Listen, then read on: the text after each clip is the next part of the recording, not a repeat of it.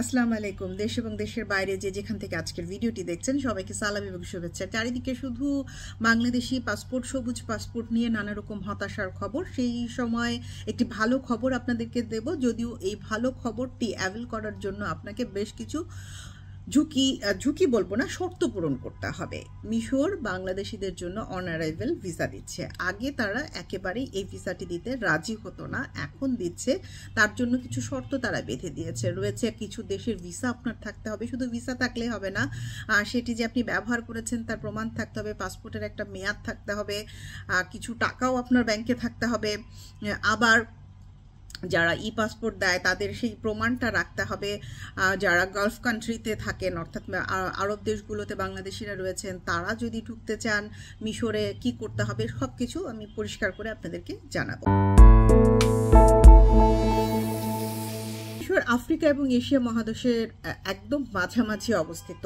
Suez খালের মাধ্যমে Europe, মধ্যপ্রাচ্য আর এশিয়ার গুরুত্বপূর্ণ সমুদ্রপথ নিয়ন্ত্রণ করে।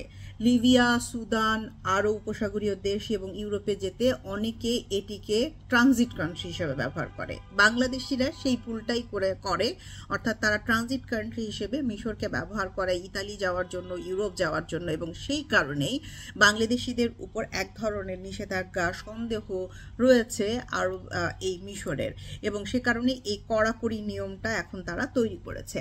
মিশরে কর্মসংস্থানেরও সুযোগ রয়েছে। দীর্ঘ সময়ে বাংলাদেশিরা সেখানে যান, অবস্থান করেন, তারপর সুযোগ খুঁজতে থাকেন তৃতীয় দেশে যাওয়ার জন্য, যেহেতু সেখানে পর্যটন, জাহাজ নির্মাণ সহ নানা খাতে কাজের সুযোগ রয়েছে। আর মুসলিম দেশ সেই হিসেবেও নানা রকম ফ্যাসিলিটি হয়তো বাংলাদেশিরা ভোগ করে থাকেন। প্রচুর মিশরে এই মুহূর্তে 2024 অনুযায়ী 11 কোটি মানুষ বসবাস করে, কিন্তু সেখানে বাংলাদেশি সংখ্যাটা একেবারে কম, তাও কিন্তু নয়।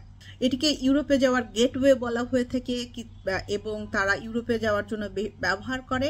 এবং মিশর সিরিয়া, সুদান, দক্ষিণ সুদান, ইরিত্রিয়া, ইথিওপিয়া এবং অন্যান্য দেশের শরণার্থীদেরকে আশ্রয় দিয়ে থাকে। বাংলাদেশের শরণার্থীদের হিসেবে কেউ আশ্রয় চায় কিনা আমি ঠিক শিওর না। এবার আপনাদেরকে জানাতে চাই শর্তগুলো তারা কি কি বেঁধে দিয়েছে।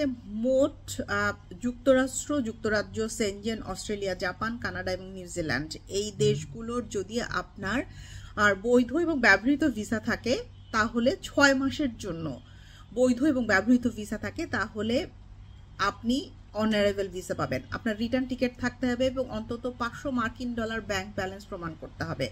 গালফ অঞ্চলে বসবাসরত বাংলাদেশিদের ভিসা অন অ্যারাইভেল পেতে পারবেন আপনার যদি 6 মাসের বৈধ রেসিডেন্ট কার্ড থাকে এবং আপনি সেখানে একটি ভালো চাকরি করেন, হোয়াইট কালার জব যেটিকে বলা হয়, আর সেই জবের প্রমাণপত্র আপনার থাকে, তবে আপনি মিশরে অন অ্যারাইভেল ভিসা পাবেন।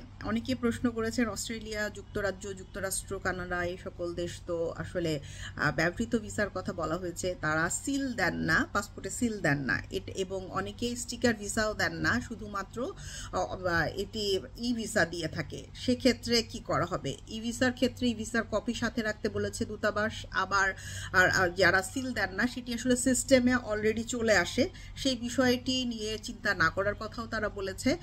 আপনার ই ভিসা থাকলে সেটি যে ব্যবহার হয়েছে কিনা তার প্রমাণপত্র তারা সংগ্রহ করতে পারবে। তবে বিষয়টি যে খুব একটা সহজ নয় সেটি তো বুঝতেই পারছেন। আর আপনার যদি যুক্তরাষ্ট্র, যুক্তরাজ্যের ভিসা থেকে থাকে তাহলে কি আর আপনি ইজিপ্ট যাওয়ার চেষ্টা করবেন কিনা যাদের জন্য? আর তবে হ্যাঁ, অনেকেরই ব্যবসার উদ্দেশ্যে এটি ব্যাপকভাবে কাজে লাগবে। আর সেজন্য মিশর দূতাবাস যে ব্যবস্থাপনাটি নিয়েছে সেজন্য তাদেরকে ধন্যবাদ জানাই। আর ভবিষ্যতে এ সংক্রান্ত আরও তথ্য নিয়ে কথা বলবো আপনাদের সাথে।